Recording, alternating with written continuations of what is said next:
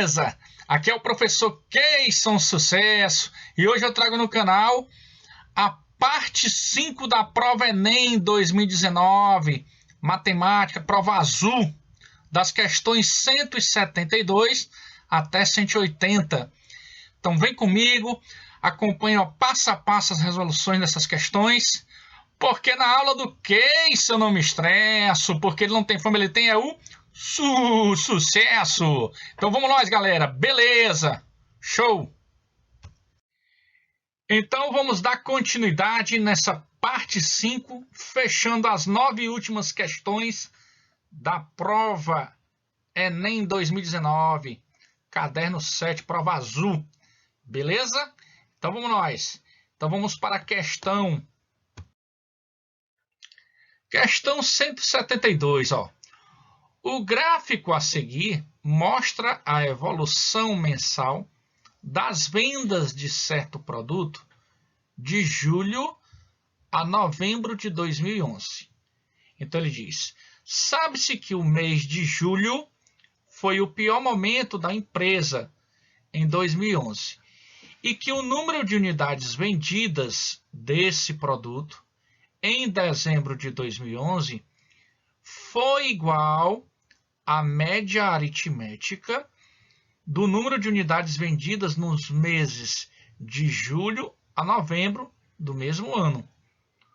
O gerente de vendas disse em uma reunião da diretoria que se essa redução no número de unidades vendidas de novembro para dezembro de 2011 se mantivesse constante nos meses subsequentes, ou seja, seguintes, né? As vendas só voltariam a ficar piores que julho de 2011 apenas no final de 2012. O diretor financeiro rebateu imediatamente esse argumento, mostrando que, mantida a tendência, isso aconteceria já em... Beleza. Então, diante da situação, né, ó, dezembro de 2011 foi igual à média do número de unidades vendidas nos meses de julho a novembro do mesmo ano. Então, vamos fazer assim, ó. Dezembro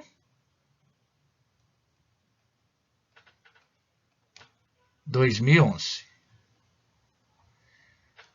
passa a ser igual, ó. Aí vamos somar, né?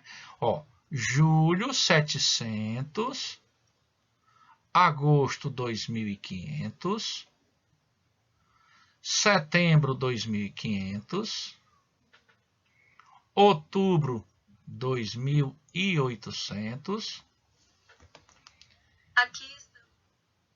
e novembro 2.700. Tudo sobre 5.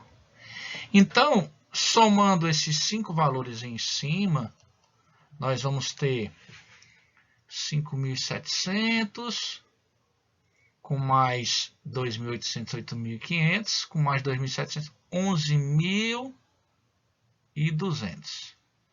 Dividido por 5, dá 2.240. Perfeito.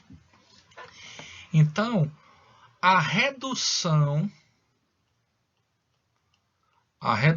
obtida passa a ser, ó, 2.700 menos 2.240, ou seja, 460.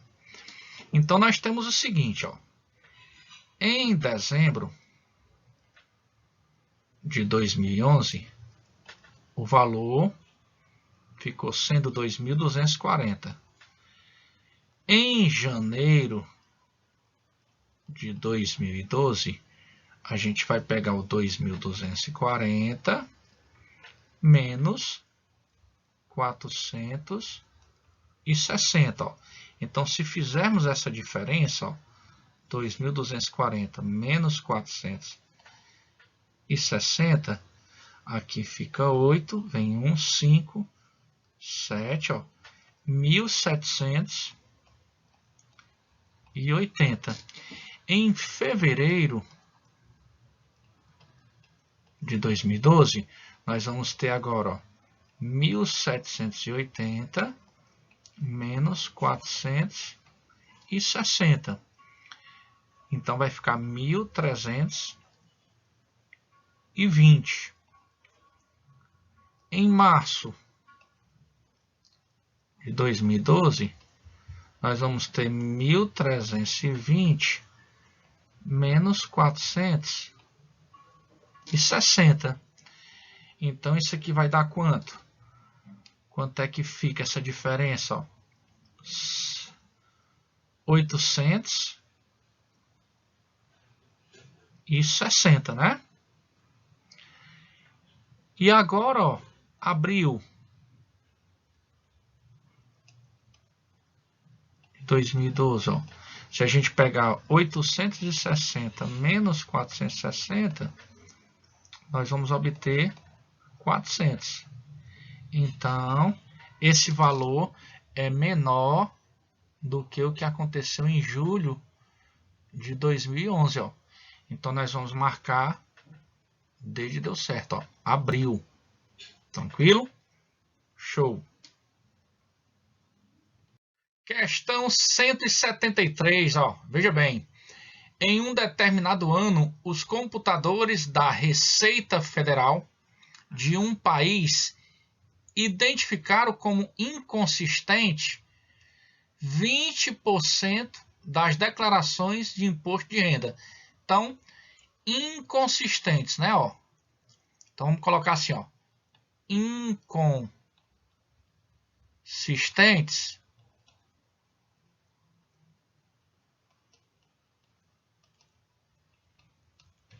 20%. Então, consistentes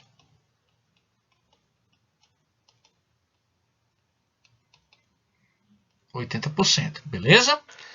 Só que ele diz, ó, uma declaração é classificada como inconsistente quando apresenta algum tipo de erro ou conflito nas informações prestadas. Essas declarações consideradas inconsistentes foram analisadas pelos auditores, que constataram que 25% delas eram fraudulentas. Então, nós vamos ter, ó, 25% delas, ó, eram fraudulentas. Beleza? Então, isso aqui vai dar quanto? 25% de 20%. Então, aqui nós vamos ter, ó, 25 sobre 100 vezes 20 sobre 100, ó. Então, dá 50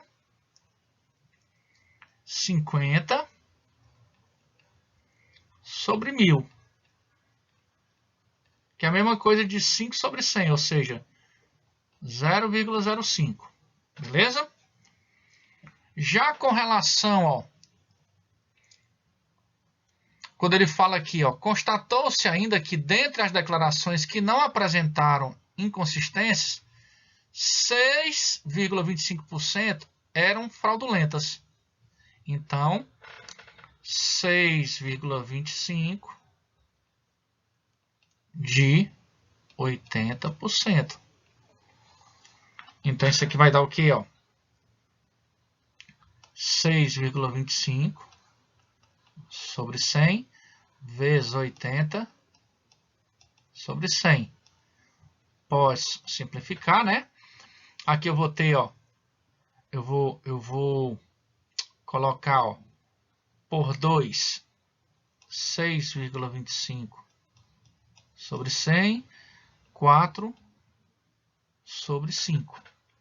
Então, nós vamos ter o seguinte, ó, 6,25 vezes 4 dá 25. Então, aqui vai ficar 5 sobre 100, que é também, né, ó, 0,05. Então, ele diz qual é a probabilidade de, nesse ano, a declaração de um contribuinte ser considerada inconsistente, dado que era fraudulenta. Então, a probabilidade de ser inconsistente, dado que era fraudulenta. Então, nós vamos ter aqui 0,05 sobre 0,05, 0,05. Então, 0,05 sobre 2 vezes 0,05. Simplificando, ó, nós vamos ter meio, que é 0,5. Ou seja, item E. Beleza? Show! Questão 174. Olha só. A taxa de urbanização de um município é dada pela razão entre a população urbana e a população total do município, isto é, a soma das populações rural e urbana. Beleza. Os gráficos apresentam, respectivamente, a população urbana e a população rural de 5 municípios, 1, 2, 3, 4, 5, de uma mesma região estadual.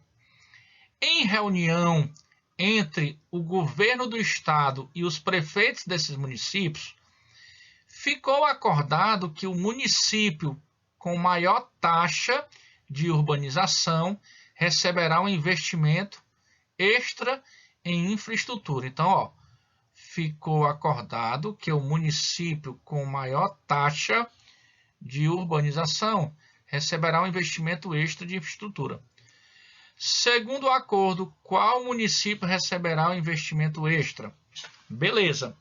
Então, vou fazer assim, ó, vou colocar assim, ó. Município 1 vai ser, ó, a população urbana, 8.000, sobre o total, né, ó. Então, 8.000 mais 4.000. Então, dá 8.000 sobre 12.000. Posso cortar aqui os 3 zeros. Simplificando tudo por 4, vai dar 2 terços. E isso aqui, fazendo a divisão, aproximadamente 0,666. Tá bom? Já com relação ao município 2, nós vamos ter, ó, 10.000 a população urbana sobre, ó, 10.000 mais 8.000.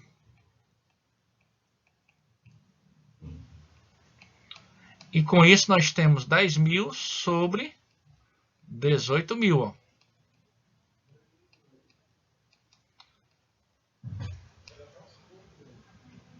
Vamos simplificar por 2, ó. 5 nonos.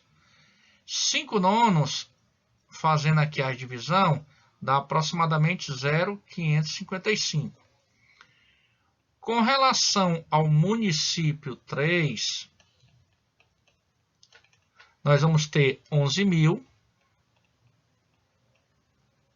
sobre o somatório 11.000 da população urbana mais 5.000 da rural. Então, fica 11.000 sobre 16.000. Simplificando, ó, os 3 zeros, fica 11 sobre 16, que isso é aproximadamente 0,687. Já com relação ao município 4, nós vamos ter o quê, ó? 18.000 sobre 18.000, que é a população urbana, mais 10.000 da rural. Então, vai ficar 18.000 sobre 28.000. Então, simplificando tudo por 2, dá 9 sobre 14. Isso aqui é aproximadamente 0,642. E no último, município 5, nós vamos ter 17.000 sobre 17.000 mais 12.000. Que aí, por sua vez, fica 17.000 sobre 29.000. Corta 3 zeros. E essa divisão vai ser aproximadamente 0,586. Então, o que teve maior taxa é justamente o município 3, ó. C de casa. Beleza? Então, vamos para a próxima. Questão 175, ela diz assim: uma construtora pretende conectar um reservatório central em formato de um cilindro, com raio interno igual a 2. Então, aqui, ó, o raio interno desse reservatório central tem 2 metros. E a altura interna igual a 3,30. Então, a altura aqui. Beleza. Há 4 reservatórios cilíndricos auxiliares, R1, R2, R3 e R4, os quais possuem raios internos e alturas internas medindo 1,5 metro. Então, ó.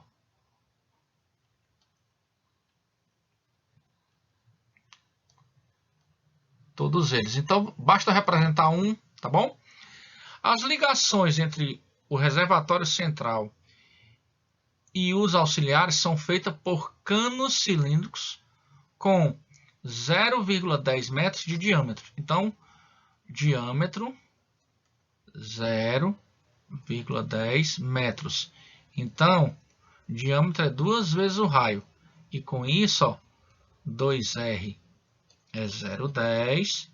Portanto, R vai ser 0,10 por 2, 0,05. Beleza. E a altura? 20 metros. Então, diâmetro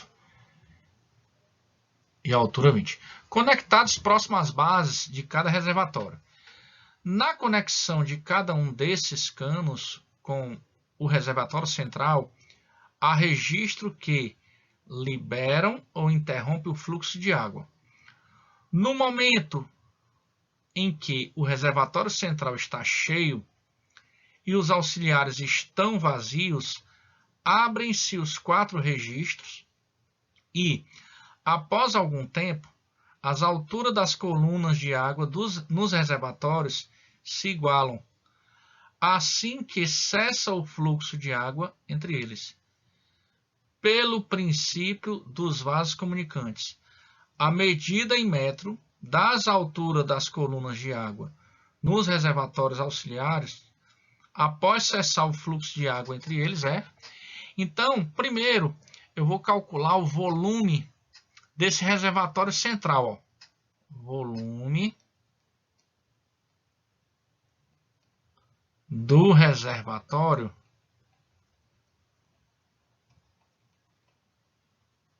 central.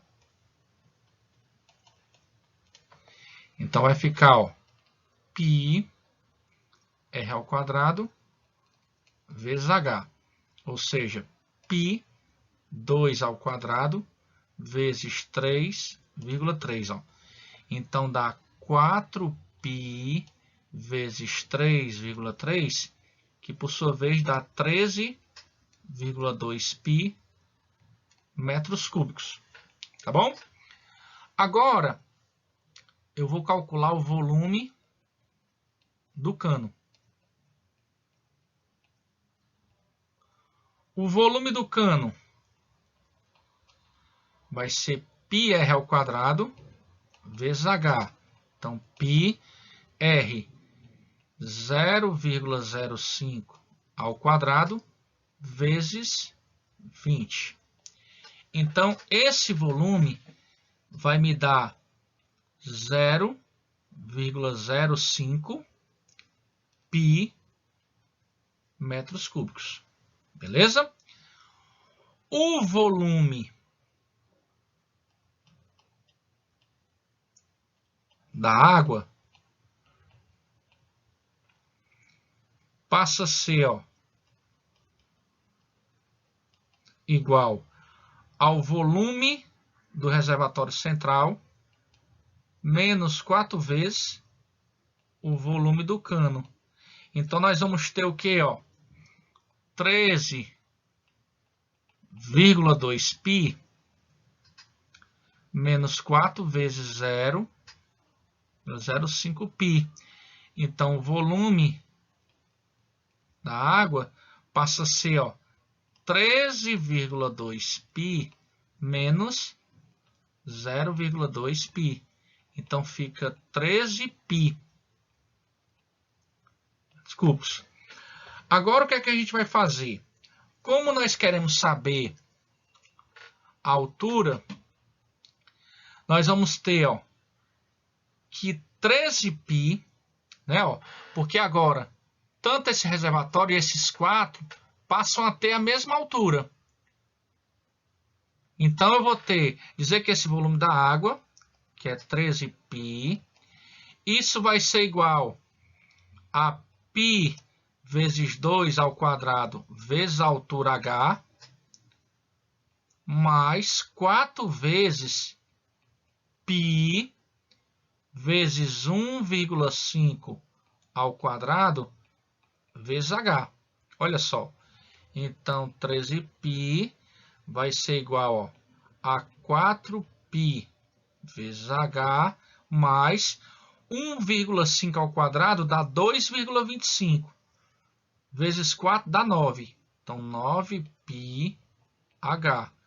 Portanto, eu vou ter aqui 13π vezes H é igual a 13π. Portanto, H vai ser 1. Porque eu posso cancelar o 13π com 13π, aqui fica 1. Então, a altura, 1 metro. Beleza? Sucesso! Questão 176, ele diz assim: para construir uma piscina cuja área total da superfície interna é igual a 40 metros quadrados, uma construtora apresentou o seguinte orçamento: R$10.000 pela elaboração do projeto. Então, vou fazer assim, elaboração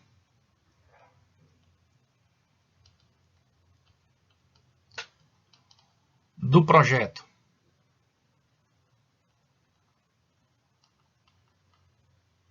R$10.000.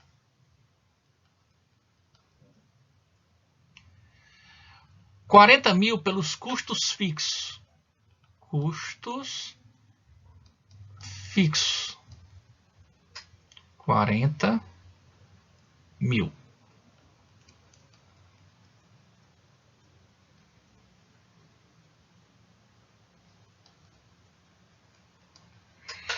R$2.500 por metro quadrado. A área interna da piscina. Então, área interna da piscina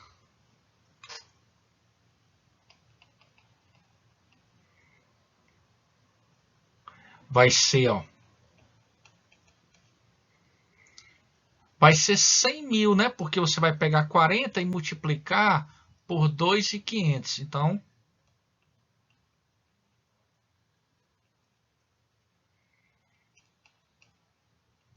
tá? Então, total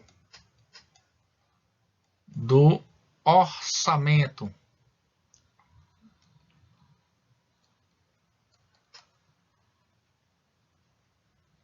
150 mil.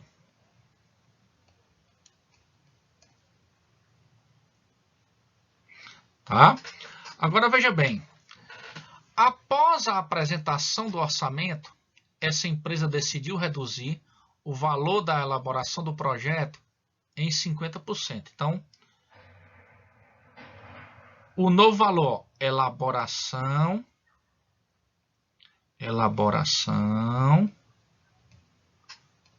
do projeto. Então, se ele vai reduzir em 50%, ele passa a ser a metade, ó, 5 mil. Tá bom? Em seguida, mais calculou o valor do metro quadrado para a construção da área interna da piscina, concluído haver a necessidade de aumentá-la em 25%. Ou seja, se a área interna da piscina custou 100 mil reais e ele quer que aumente 25%, então o novo valor passa a ser 125 mil. Então, área interna da piscina.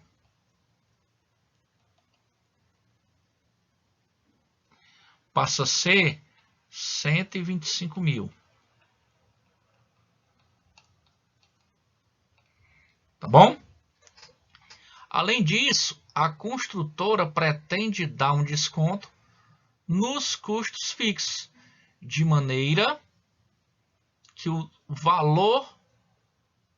novo valor do orçamento seja reduzido em 10%. Então, ó, total do orçamento. Se o orçamento anterior é 150 mil e o novo orçamento ele quer reduzir 10% em relação ao orçamento inicial, então ele vai diminuir 10%, então vai diminuir 15%. Então fica 135 mil.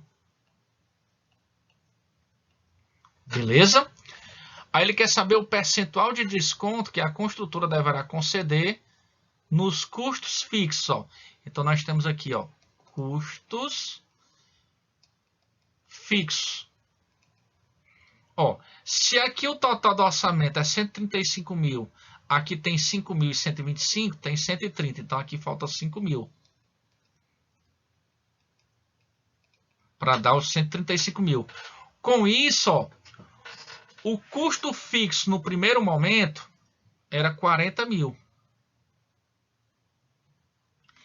E agora passou a ser 5 mil. Então, eu quero saber o percentual do desconto. Então, eu vou pegar, ó, 5 mil, dividir por 40 mil. Então, aqui, simplificando, ó, dá 1 oitavo. 1 oitavo é 12,5%. Então, o valor ficou sendo 12,5%. Então, é porque reduziu quanto? Então, basta a gente pegar 100% e diminuir 12,5%. Ou seja, 87,5%. Então, nós vamos ter aqui o item D de deu certo. Ó. Então, a questão muito bem elaborada, tá? Envolvendo porcentagem, né? Show de bola. E área. Beleza. Vamos para a próxima. Questão 177 diz assim, ó. Um grupo de engenheiros está projetando um motor cujo esquema de deslocamento vertical do pistão dentro da câmara de combustão está representado na figura. A função h de t igual a 4 mais 4 seno de beta-t sobre 2 menos π sobre 2, definida para t maior ou igual a zero, descreve como varia a altura h, medida em centímetros, da parte superior do pistão dentro da câmara de combustão, em função do tempo t, medido em segundos. Nas figuras estão indicadas alturas do pistão em 2 instantes distintos. O valor do parâmetro beta, que é dado por um número inteiro positivo, está relacionado com a velocidade de deslocamento do pistão. Para que o motor tenha uma boa potência, é necessário e suficiente que em menos de 4 segundos, após o início do funcionamento, instante t igual a 0, a altura da base do pistão alcance por 3 vezes o valor 6. Para os cálculos, utilize 3 como aproximação de π. O menor valor inteiro a ser atribuído ao parâmetro beta, de forma que o motor a ser construído tenha boa potência, Então, basta pegarmos a função aqui que foi dada, e fazer o h de t ser 6. Então, nós temos, 6 é igual a 4, mais 4 seno de beta vezes t sobre 2, menos π sobre 2. Beleza. Feito isso, o que é que vai acontecer agora? Aqui vai ficar 2, 6 menos 4, 2. É igual a 4 seno de beta vezes t sobre 2, menos π sobre 2. Portanto, seno de beta t sobre 2 menos π sobre 2 é igual a meio. Beleza? Muito bem. Feito isso, eu vou desenhar aqui no cantinho, o ciclo trigonométrico.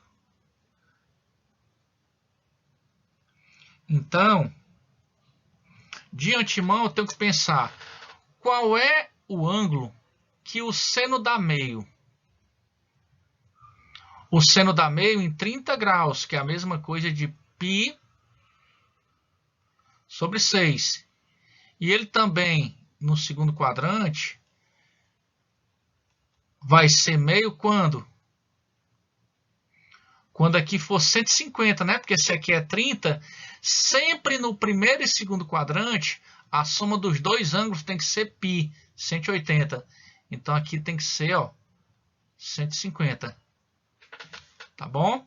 Então, aqui no π sobre 6, ele atinge a primeira vez, o 6. No 5π sobre 6, ele atinge pela segunda vez. Então, ele vai atingir pela terceira vez quando aqui, eu tiver 2π mais o π sobre 6, ou seja, 13π sobre 6. Porque aqui, quando ele dá a volta, uma volta é 2π, Aqui é o 0, 2π. Quando ele parar aqui no côngruo ao π sobre 6, ele vai ter feito as 3 vezes. Então, eu vou dizer, que o seno de beta vezes t sobre 2 menos π sobre 2, isso é igual ao seno de 13π sobre 6. Então, beta t sobre 2 menos π sobre 2 é igual a 13π sobre 6. Tá bom? Ou seja, beta t sobre 2 é igual a 13 vezes 3 sobre 6 menos 3 sobre 2. Olha só, se eu simplificar aqui, vai ficar quanto, ó? Vai ficar 13 meios. Não é verdade? Então,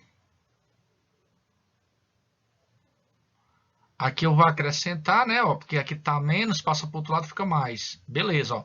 Então, aqui vai ficar beta vezes t sobre 2 é igual, ó, 16 por 2, 8. Então, beta vezes t é 16. Então, o que é que vai acontecer aqui, ó? Beta vai ser igual a 16 sobre t. Então, como ele diz que beta é inteiro, né, ó?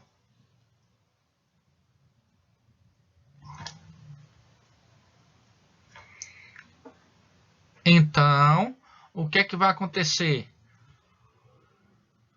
Se o t for 1, aqui dá 16, ó. Se o t for 2, aqui dá 8. Se o t for 3, vai dar 5 uns quebradinhos, né? Se o t for 4, o beta seria 4. Então, o beta vai ter que assumir o valor 5. Porque como o tempo aqui, ele fala que é menos de 4 segundos, então, quando o beta assumir o valor 5, ó, o t, ó, seria 16 dividido por 5, que aí seria 3,2, ó. E aí o tempo seria menor que 4, tá bom? Então, com isso, ó, item D. Beleza? Então, vamos para a próxima. Questão 178, ela diz assim, ó. Um comerciante que vende somente pastel, refrigerante em latas e caldo de cana em copos, fez um levantamento das vendas realizadas durante a semana. O resultado desse levantamento está apresentado no gráfico. Aí ele diz, ele estima que venderá em um dia da próxima semana uma quantidade de refrigerante em lata igual à soma das quantidades de refrigerante em lata e caldo de cana em copos vendidos no respectivo dia da última semana. Quanto aos pastéis, estima vender a cada dia da próxima semana uma quantidade igual à quantidade de refrigerante em lata que prevê vender em tal dia. Já para o número de caldo de cana em copos, estima que as vendas diárias serão iguais às da última semana. Segundo essas estimativas, a quantidade a mais de pastéis que esse comerciante deve vender na próxima semana é... Então, vamos colocar assim, ó. A ideia é a seguinte, ó. Vendas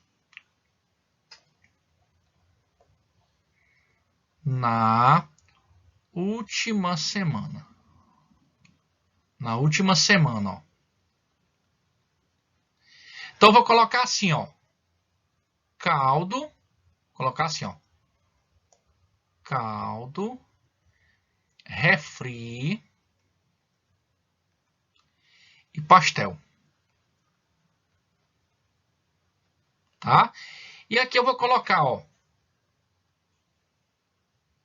Segunda. Terça. Quarta. Quinta. Sexta. Sábado. E domingo, ó. Tá bom? Então, eu vou montar essa tabelazinha aí. Beleza? Ó. Deixa eu ver aqui, melhorar isso, ó.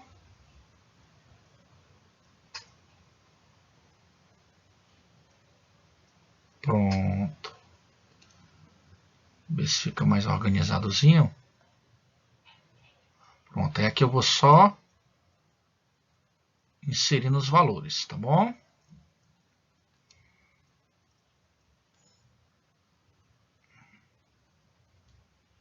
Pronto, já ajuda, né? Tá certo.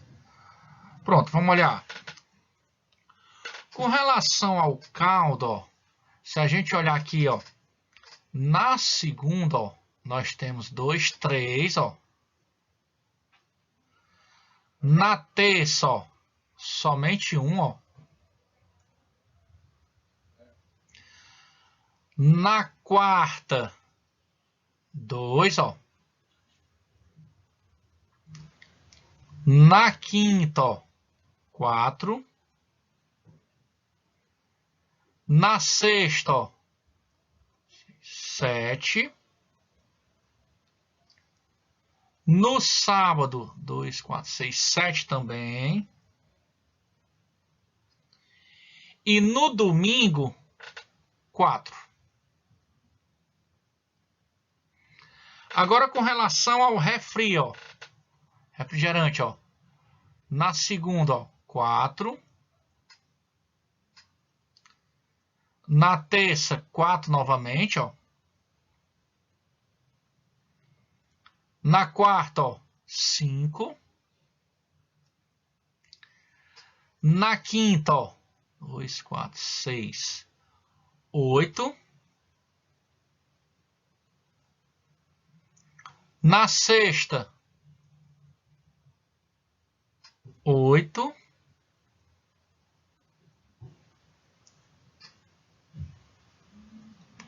No sábado, ó, 8. E no domingo, ó, 2, 4, 6, 7. E com relação ao pastel, ó, na segunda, ó, 2. Na terça, ó, 4. Na quarta, ó, 4 novamente. Na quinta, 2, 4, 6, 7. Na sexta, 8. No sábado, 10, ó. E no domingo, também 10. Então, aqui o total, ó. 20, 28, 35, 39, 40, 45, ó. Então,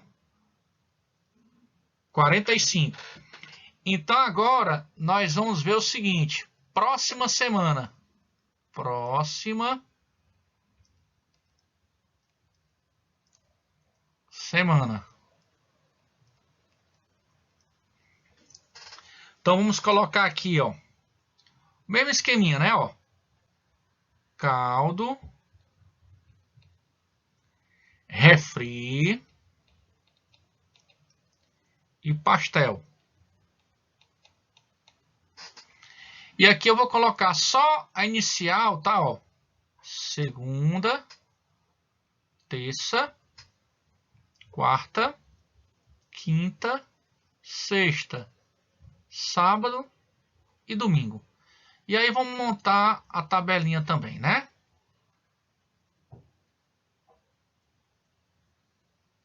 Beleza, ó.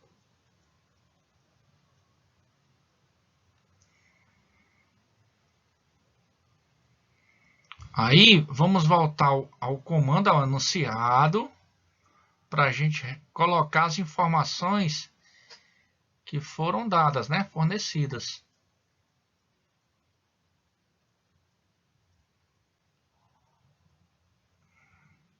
Então vamos lá. Ó. Quando ele fala assim, ó. ele estima que venderá em cada dia da próxima semana uma quantidade de refrigerante em latas, ó, refrigerante em lata, igual à soma das quantidades de refrigerante em lata e caldo de cana. Então, ele vai ter a quantidade de refrigerante, vai ser a soma do caldo de cana com refrigerante da semana passada, né? Da última semana. Então, aqui nós vamos ter, ó, 7, 5, 7, 12, 15, 15 e 11. Aí, na sequência, ele diz assim, ó. Quanto aos pastéis, estima-se vender a cada dia da próxima semana uma quantidade igual à quantidade de refrigerantes em latas que prevê vender em tal dia. Então, aqui, ó, nós vamos ter os mesmos valores, ó. 7, 5, 7, 12, 15, 15 e 11. E, finalmente, ó, já para o número de caldo de cana, em copos, estima-se que as vendas diárias serão igual às da última semana. Ou seja, só repetir os valores. Pronto. E agora ele diz, ó, segundo essas estimativas, a quantidade a mais de pastéis que esse comerciante deverá vender na próxima semana será. Então aqui nós temos, ó, esse somatório vai ficar quanto, ó? 12, 7, 5, 12 mais 7, 19, 19 com 12, 31, 31 com mais 30, 61 com 72, ó. Então 72 pastéis. Logo eu pego a diferença de 72 menos 45, 27 pastéis a mais, ó. Ou seja, item B. Então, ao meu ver, uma questão muito bem elaborada, tá? Sucesso total. Vamos para a próxima. Questão 179, olha só. Nos 6 cômodos de uma casa, há sensores de presença posicionados de forma que a luz de cada cômodo acende assim que uma pessoa nele adentra e apaga assim que a pessoa se retira desse cômodo. Suponha que o acendimento e o desligamento sejam instantâneos. O morador dessa casa visitou alguns desses cômodos, ficando exatamente 1 minuto em cada um deles. O gráfico descreve o consumo acumulado de energia em watt por minuto, em função do tempo T, em minutos, das lâmpadas de LED dessa casa. Enquanto a figura apresenta a planta baixa da casa, na qual os cômodos estão numerados de 1 a 6, com as potências das respectivas lâmpadas indicadas. A sequência de deslocamentos pelos cômodos, conforme o consumo de energia apresentado no gráfico, é. Então, observa, ó, que no primeiro minuto, ele teve um consumo de 20. Né, ó? Então, se olhar 20, vai estar aqui na sala, ó. 20 watts. Então, aqui, 1. Agora, observa, ó, que do 20 para o 35, teve um consumo de 15. E se a gente olhar o 15, é justamente a suíte. Ou seja, 4. Do 35 para o 40, teve 5 watts.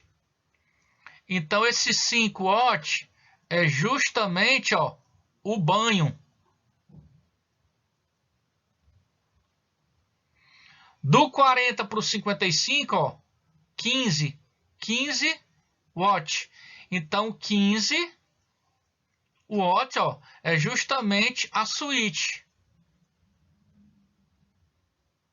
4. Do 55 para o 75, 20 watts.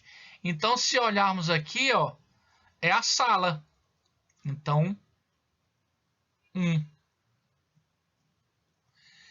De 75 para 85 são 10 watts. Então, aqui, ó, é a cozinha, número 6. De 85 para 105, 20 é a sala, 1. E de 105 para 120, 15. E 15 é justamente a suíte, 4.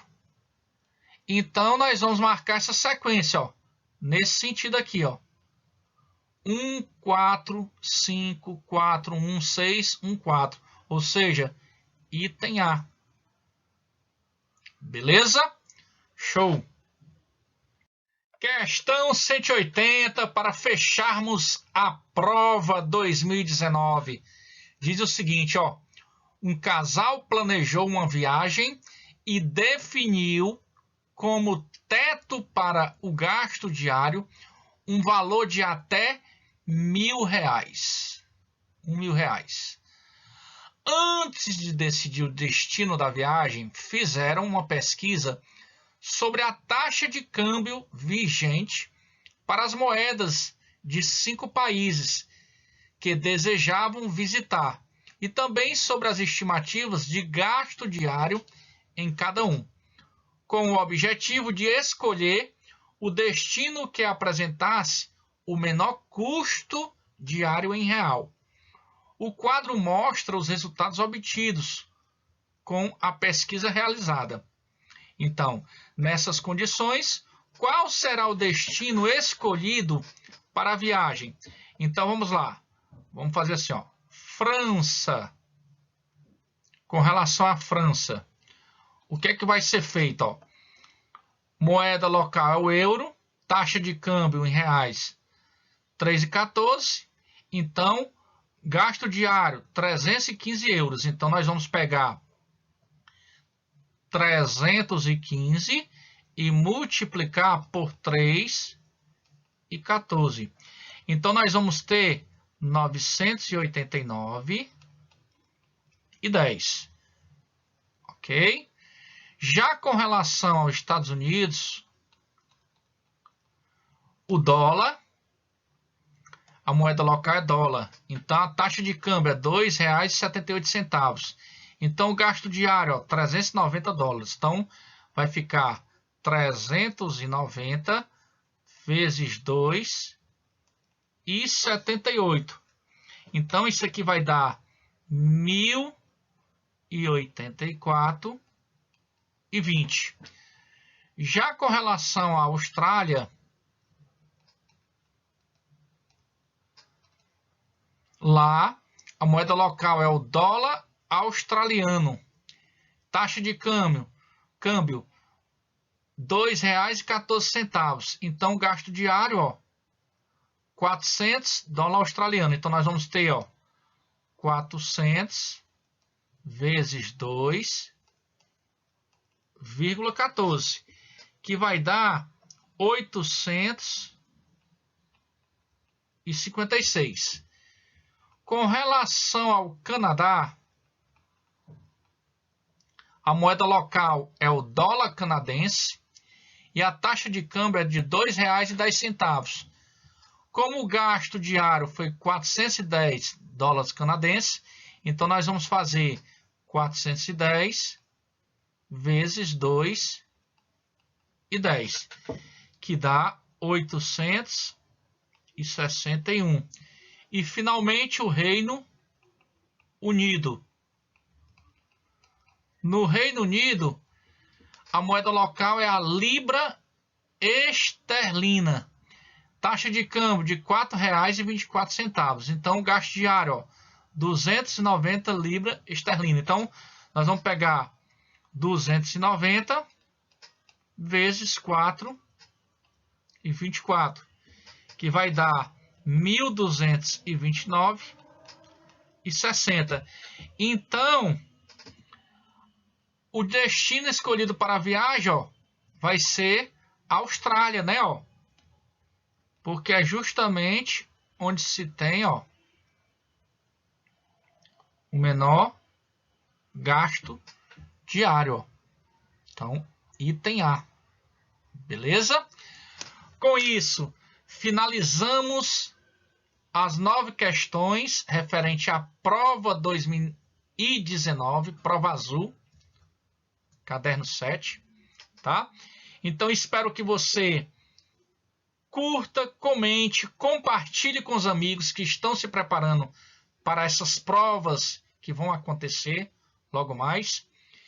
E você que ainda não está inscrito no canal, aproveita a oportunidade, se inscreva e, acima de tudo, ativa esse sininho para receber notificações de novos vídeos. Beleza? Meu muito obrigado e até o nosso próximo encontro. Valeu, gente! Sucesso total, hein? Show!